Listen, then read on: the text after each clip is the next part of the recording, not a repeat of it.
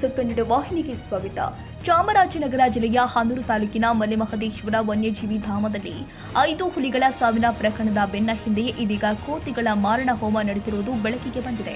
ಚಾಮರಾಜನಗರ ಜಿಲ್ಲೆಯ ಗುಂಡ್ಲುಪೇಟೆ ತಾಲೂಕಿನ ಕಂಡಿಗಾಲ ಕುಡಸೋಗಿ ರಸ್ತೆಯಲ್ಲಿ ರಾಶಿ ವಾನರಗಳ ಕಳೇಬರ ಬಿದ್ದಿದೆ. ಕಾಲು ಕತ್ತರಿಸಿ ಚಿರತೆ ಬೇಟೆಯಂತಹ ಸುದ್ದಿಗಳಿಂದ ಜಿಲ್ಲೆಯ ಕಾಡುಗಳಲ್ಲಿ ವನ್ಯಜೀವಿಗಳಿಗೆ ರಕ್ಷಣೆ ಇಲ್ಲ ಎನ್ನುವುದು ಸಾಬೀತಾಗಿರೋದ್ರ ನಡುವೆ ಈಗ ಕೋತಿಗಳ ಮಾರಣ ಹೋಮ ನಡೆದಿದೆ. ವಿವಿಧೆಡೆಯಲ್ಲಿ ಸೆರೆ ಹಿಡಿದ ಕೋತಿಗಳಿಗೆ ವಿಷಬೇಕಿ ಕೊಂದಿರುವ ಶಂಕೆ ವ್ಯಕ್ತವಾಗಿದೆ. ಸುಮಾರು 25 ಕೋತಿಗಳು ಮೃತಪಟ್ಟಿದೆ. ಕೋತಿಗಳ ನೋಡಲು ಜನ ಮುಗಿಬೀಳ್ತಾ ಇದ್ದಾರೆ. ಸ್ಥಳಕ್ಕೆ ಬಫರ್ ವಲಯದ ಅರಣ್ಯ ಅಧಿಕಾರಿಗಳು ಭೇಟಿ ಕೊಟ್ಟಿದ್ದಾರೆ. ಬದುಕುಳಿದ 2 ಕೋತಿಗಳ ಆಕ್ರಂದನ ಮನ ಕಲಕುವಂತಿದ್ದು, ಸತ್ತ ಕೋತಿಗಳನ್ನ ಎದ್ದೆಡಿಸಲು ಎಳೆದಾಡುತ್ತಿದ್ದ ದೃಶ್ಯ ಕಂಡುಬಂದಿದೆ. ತಾಜಾ ಸುದ್ದಿಗಾಗಿ ಎಂಟಿವಿ ನ್ಯೂಸ್ 24/7ಗೆ ಸಬ್ಸ್ಕ್ರೈಬ್ ಮಾಡಿ ಮತ್ತು ಬೆಲ್ ಐಕಾನ್ ಅನ್ನು ಒತ್ತಿ. ತಪ್ಪದೇ ಲಿಂಕ್ ಶೇರ್ ಮಾಡಿ.